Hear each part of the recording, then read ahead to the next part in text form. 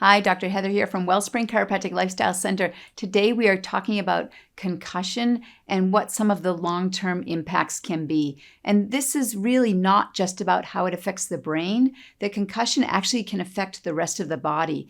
One of the things that happens is the brain actually starts to get altered proprioception. When it gets jarred and the upper cervical spine is involved as well, the brain's ability to track where the body is in space gets altered. So one of the tests that we do in the very beginning when we find somebody that may have been concussed is we actually have them stand and close their eyes and march in place with their eyes closed. And what we often see is that they just start to drift around the room, or when they stand with their eyes closed, they lose their balance. And this is a really important sign that tells us that the brain has not healed yet.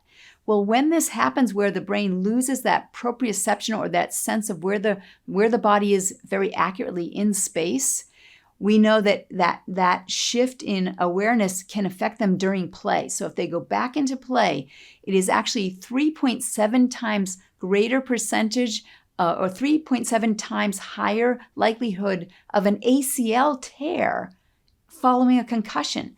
Now, what does that have to do? What does the knee have to do with the brain?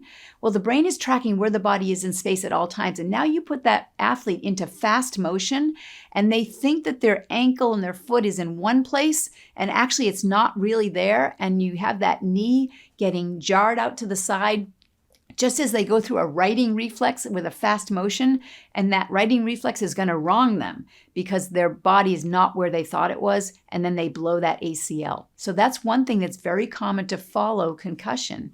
Another thing that happens is because if they close their eyes and they start to fall, they tend to actually lean forward and fall forward when they've lost some of that proprioception. So they will tend to start firing their hamstrings and their glutes, and there's a lot of tension that builds up there, and that can actually lead to more hamstring pulls and glutes being pulled in the back of the leg.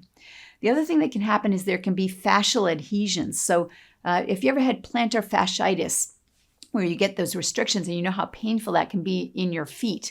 Well, following concussion, we'll see fasciitis or fascial adhesions actually in the dura, in the spinal cord, as the body's trying to heal that damage up. And we'll even see fascial adhesions all around the body. And so you'll get joint pain and extremity pain and so on, and back pain, and that can be related to following a concussion. Now, the other places that this shows up is when the brain gets traumatized and it goes just into overload, it just starts shutting down systems. And one of the places this shows up is in the digestive system. It's actually very common within 3 hours of a concussion to go through a cycle of diarrhea and then constipation. And what happens after that is we actually go into a leaky gut situation where the proteins that should stay in the gut until they're broken down into the smaller amino acids where we absorb them and use them in our body. Leaky gut is where those big proteins don't get fully digested and they get into the body. And now the body is looking at them as a foreign particle. What is that thing doing there? And we'll start to set up an autoimmune response and antibodies. And that leaky gut can actually lead to leaky brain, where now those things are getting into the brain and we have all kinds of autoimmune issues and high antibody reactions in the brain. And so we oftentimes will find that we need to address that when we're helping to heal concussion as much as we do just the trauma to the brain itself.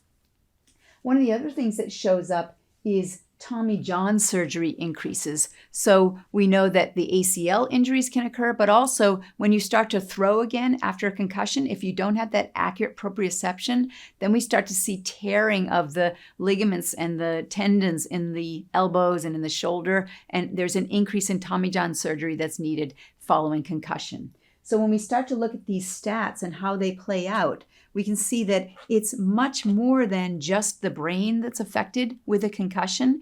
And in fact, there can even be some proteins that will accumulate and aggregate in the brain, and it can give a false neurological symptom that actually looks like early onset Alzheimer's, Lou Gehrig's disease, ALS, and it can literally affect the longevity of that person, when actually we could have addressed these things with nutrition and natural health protocols that could have avoided those long-term consequences.